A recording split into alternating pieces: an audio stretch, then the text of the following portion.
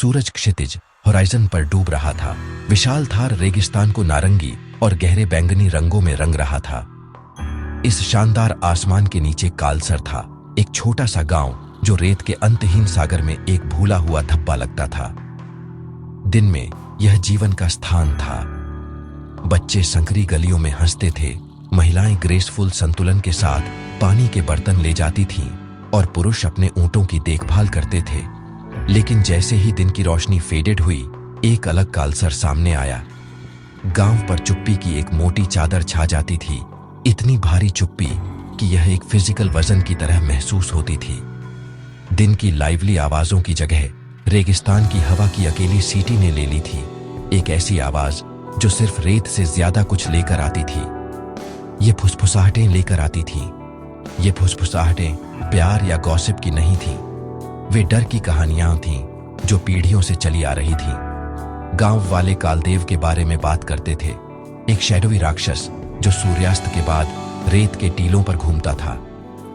किसी भी जीवित व्यक्ति ने उसे कभी नहीं देखा था, लेकिन कहानियां विविड और डरावनी थीं। वे कहते थे कि वह अंधेरे का प्राणी था जो रेगिस्तान के सबसे कठोर सूरज और सबसे ठंडी रातों से पैदा हुआ था। उसकी आंखें अंगारों की तरह जलती थीं और उसका स्पर्श एक आदमी के दिल को पत्थर में बदल सकता था। हवा का हर झोंका जो एक डीली खिड़की के शटर को खड़खड़ाता था, चांद से पड़ने वाली हर अजीब परछाई कालदेव को जिम्मेदार ठहराई जाती थी। डर कालसर की रातों का सच्चा शासक था, हर परिवार को अपनी मामूली दरवाजों के पीछे तब तक बंद रखता था जब तक कि भोर की पहली किरणें सुरक्षा का वादा नहीं करती थीं। कालदेव की किंवदंती सिर्फ बच्चों को सुनाई जाने वाली एक डरावनी कहानी से कहीं ज्यादा थी। यह गांव की आत्मा का एक हिस्सा थी, एक गहरा बैठा डर जिसने उनके जीवन को आकार दिया। बड़ों का दावा था कि राक्षस ने सदियों पहले गांव को श्राप दिया था, हर रात डर की श्रद्धांजलि की मांग करता था। वे कहते थे कि वह उनके आतंक पर फीड करता था, हर डरी हुई प्रार्थना और हर बंद दरवाजे के साथ मजबूत होता जाता था। गांव के रास्ते दिन में एक्टिविटी से भरे रहते थे, सूरज के गायब होते ही फॉरबिडन टेरिटरी बन जाते थे। बच्चों की हंसी शांत हो जाती थी, उसकी जगह माता पिता की सख्त चेतावनी आ जाती थी कि अंदर रहें, खिड़की से बाहर न देखें और कभी भी उस अंधेरे में न जाए जो राक्षस का था। कालसर एक ऐसा गांव था जो दो अलग अलग जीवन जी रहा था। एक गर्म राजस्थानी सूरज के नीचे संघर्ष और सिंपल खुशियों का जीवन था, दूसरा चांद की ठंडी चौकस आंखों के नीचे साइलेंट कलेक्टिव आतंक का जीवन था। रेगिस्तान जिसने उनकी आजीविका प्रदान की, वह उनके सबसे बड़े नाइटमेयर को भी पाले हुए था। उनके पैरों के नीचे की रेत इस प्राचीन श्राप का रहस्य छिपाए हुए लगती थी, एक ऐसा रहस्य जिसे अनकवरिंग करने की हिम्मत किसी ने नहीं की। लोगों ने इस भाग्य को स्वीकार कर लिया था, आतंक के नाइटली शासन को अपने अस्तित्व का एक अपरिवर्तनीय हिस्सा मान लिया था। कालसर में रातें लंबी थीं और वे हमेशा हमेशा डर से भरी रहती थीं। डर से खामोश इस गांव में धीरज नाम का एक लड़का रहता था। किसी बाहरी व्यक्ति के लिए वह कालसर के किसी भी अन्य लड़के जैसा ही था। उसकी क्यूरियस काली आंखें कुछ भी नहीं चूकती थीं, हॉट रेत पर दौड़ने से बना एक दुबला पतला शरीर था और एक ऐसी मुस्कान थी जो सबसे ग्लूमिएस्ट चेहरों को भी रोशन कर सकती थी। वह अपने पिता की ऊंटों के साथ मदद करता था और अपनी मां की कहानियां सुनता था। वह अपने दोस्तों के साथ खेलता था और उनके सिंपल भोजन साझा करता था। लेकिन इस ऑर्डिनरी बाहरी सतह के नीचे एक अलग आत्मा रहती थी। धीरज सिर्फ उन कहानियों को स्वीकार करने से संतुष्ट नहीं था जो उसे बताई जाती थीं। उसका दिल एक जलती हुई जिज्ञासा और एक ऐसे साहस से भरा था जिसे वह खुद भी पूरी तरह से नहीं समझता था। वह क्वाइट एक्सेप्टेंस के एक गांव में एक सवाल था। धीरज का परिवार किसी भी अन्य परिवार जैसा ही था, प्यार और परंपरा से बंधा हुआ। उसके पिता एक शांत मेहनती व्यक्ति थे जिनके चेहरे पर रेगिस्तान के सूरज की रेखाएं एच्ड थीं। उसकी मां एक जेंटल आत्मा थी जिसका जीवन अपने परिवार और अपनी आस्था को समर्पित था। लेकिन यह उसकी दादी थी, उसकी दाढ़ी जिसने धीरज में आग देखी। वह एक ऐसी महिला थी जिसकी आंखों में 100 मॉनसून्स का ज्ञान था।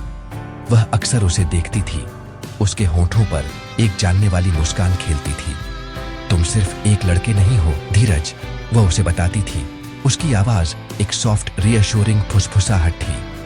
तुम्हारे अंदर एक योद्धा सो रहा है, एक दिन वह जाग जाएगा।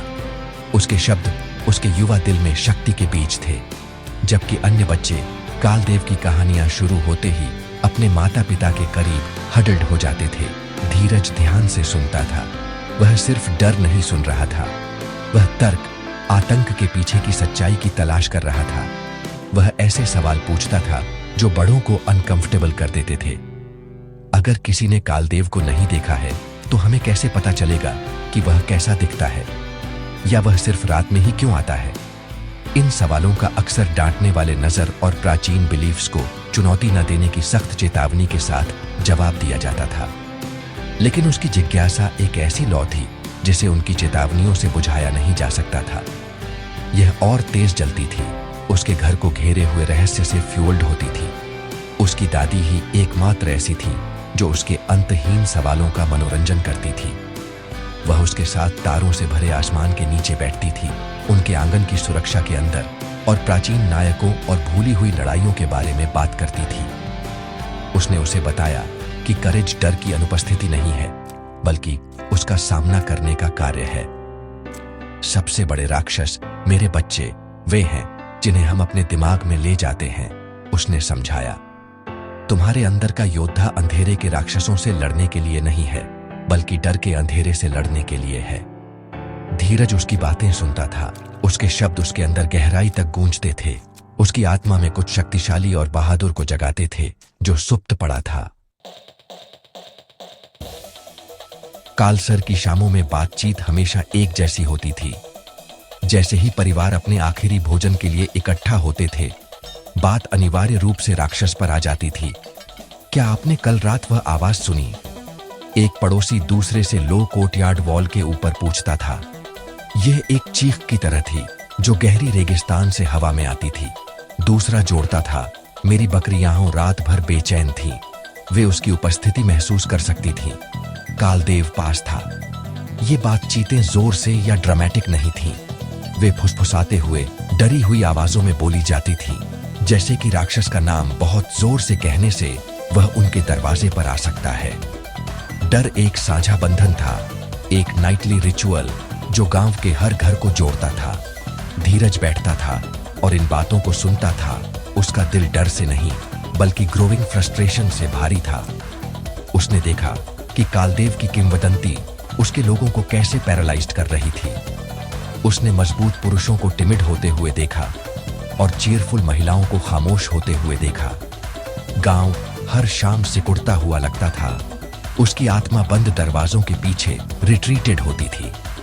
वह अपने दोस्तों को ठंडी चांदनी में खेलते हुए देखने के लिए तरसता था, फियरफुल फुसफुसाहटों के बजाय गलियों में हंसी की गूंज सुनने के लिए तरसता था। कालदेव की कहानी एक पिंजरा थी और धीरज को लगता था कि वह अकेला है जो बार्स को खड़खड़ा रहा है, बाहर निकलने का रास्ता खोजने की कोशिश कर रहा है।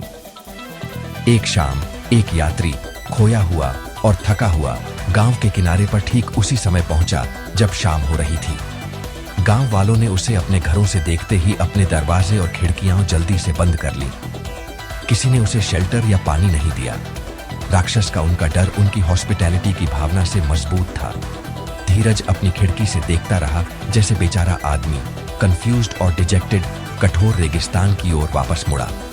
इस नजारे ने धीरज को गहरी उदासी और एंगर की एक चिंगारी से भर दिया। क्या उनका डर इतना बड़ा था कि उसने उनकी ह्यूमैनिटी को बुझा दिया था? यह एक सवाल था जो उसके दिमाग में बहुत देर तक गूंजता रहा, जब तक कि यात्री अंधेरे में गायब नहीं हो गया। यह घटना अगले दिन गांव में चर्चा का विषय बन गई। दूर रहना बुद्धिमानी थी, एक बुजुर्ग ने घोषणा की। यह कालदेव भेष में हो सकता था, हमें टेस्ट कर रहा था। दूसरों ने सहमति में सिर हिलाया, अपनी इनेक्शन को जस्टिफाई करते हुए। लेकिन धीरज ने बात की। उसकी युवा आवाज स्पष्ट और स्थिर थी। या शायद उसने कहा, यह सिर्फ एक आदमी था जिसे हमारी मदद की जरूरत थी, एक आदमी जिसे हमने रेगिस्तान का अकेले सामना करने के लिए छोड़ दिया। समूह पर एक भारी चुप्पी छा गई। उन्होंने लड़के को देखा, उसकी बोल्डनेस से स्टार्टल्ड हुए। उसके शब्द, हालांकि सिंपल, एक ऐसी सच्चाई रखते थे जिसे अनदेखा करना मुश्किल था। पहली बार कुछ गांव वालों के दिमाग में संदेह का बीज बोया गया। धीरज के शब्दों से पैदा हुई बेचैनी बढ़ने लगी। यात्री वाली घटना ने गांव के डर के कवच में एक दरार छोड़ दी थी। उस रात कालदेव के बारे में फुसफुसाहटें एक नई अनसेटलिंग भावना के साथ मिली हुई थीं। शर्म। धीरज सो नहीं सका। असहाय आदमी की छवि और अपनी दादी के साहस के बारे में शब्दों की आवाज उसके दिमाग में घूम रही थी। तुम्हारे अंदर का योद्धा डर के अंधेरे से लड़ने के लिए है। तब उसे पता था कि वह अब और अपने गांव को कैदियों की तरह रहते हुए नहीं देख सकता। उसे कुछ करना था। उसे सच्चाई का पता लगाना था, चाहे जोखिम कुछ भी हो। उसने एक योजना बनाई। यह सिंपल थी, फिर भी टेरिफाइंगली बोल्ड थी। वह रात में रेगिस्तान में वेंचर करेगा। वह उस रास्ते पर चलेगा जिससे हर कोई डरता था। वह रास्ता जो कथित तौर पर कालदेव का था। वह खुद देखना चाहता था कि राक्षस असली था या सिर्फ एक कहानी जो बहुत शक्तिशाली हो गई थी। उसने अपनी योजना किसी के साथ साझा नहीं की, सिवाय अपनी दादी के। उसने उसे देखा, उसकी आंखें उसकी तलाश कर रही थीं। उसने कोई एरोगेंस नहीं देखा, सिर्फ एक शांत दृढ़ संकल्प देखा। उसने उसे रोकने की कोशिश नहीं की। इसके बजाय उसने अपना हाथ उसके सिर पर रखा और उसे एक छोटा प्रोटेक्टिव तावीज दिया। तुम्हारा साहस तुम्हारी ढाल है और तुम्हारा दिल तुम्हारी तलवार है। उसने धीरे से कहा, जाओ और अपनी सच्चाई का पता लगाओ। जैसे ही गांव रात की नींद में डूब गया, डर से ढका हुआ धीरज अपने घर से बाहर निकला। चांद अंधेरे आकाश में एक ब्राइट चांदी का सिक्का था जो रेत पर लंबी ईरी परछाइयां डाल रहा था। रेगिस्तान के पौधे की हर सरसराहट, रात के पक्षी की हर दूर की चीख गहरी खामोशी में एम्पलीफाइड लग रही थी। उसका दिल उसकी छाती में धड़क रहा था, उसकी पसलियों के खिलाफ एक फ्रैंटिक ड्रम बीट की तरह। डर, ठंडा और तेज, उसे पकड़ने की कोशिश कर रहा था।